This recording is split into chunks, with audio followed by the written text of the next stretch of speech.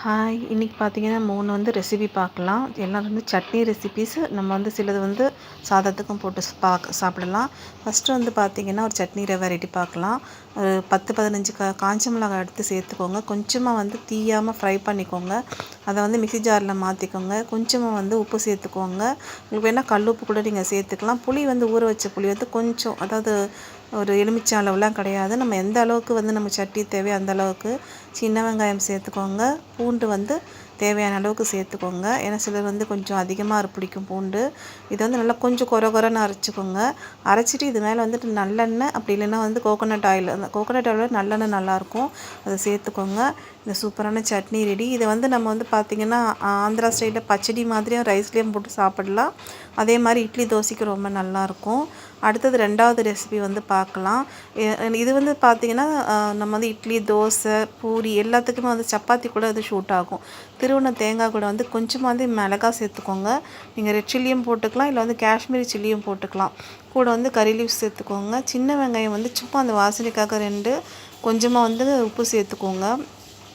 நல்லா கிரைண்ட் பண்ணிவிடுங்க. இப்போ கல் உப்பு சேர்த்து உங்களுக்கு பழக்கம் இருந்ததுன்னா அந்த மாதிரி சேர்த்துக்கோங்க. கொஞ்சமாக தண்ணி ஆட் பண்ணிக்கோங்க. ஏன்னா அது கொஞ்சம் பச்சை வாசனை போகிறதுக்காக தான்.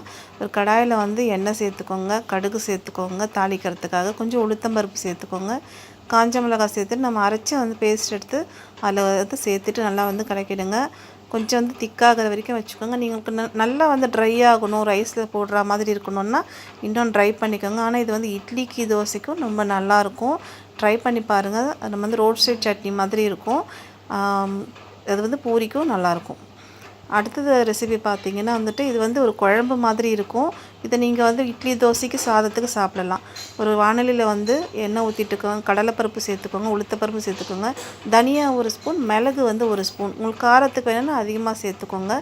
கொஞ்சமாக வெங்காயம் ஒரு 2 பிஞ்ச் போட்டுக்கோங்க. 2 பிஞ்ச் வெந்தயம் சேர்த்துக்கோங்க. அப்புறம் வெங்காயம், தக்காளி, கொஞ்சமாக மிளகாத்தூள் சேர்த்துக்கோங்க, மஞ்சள் தூள் சேர்த்துக்கோங்க. நல்லா வதக்கிடுங்க. வதக்கிட்டு நல்லா கிரைண்ட் பண்ணிக்கோங்க.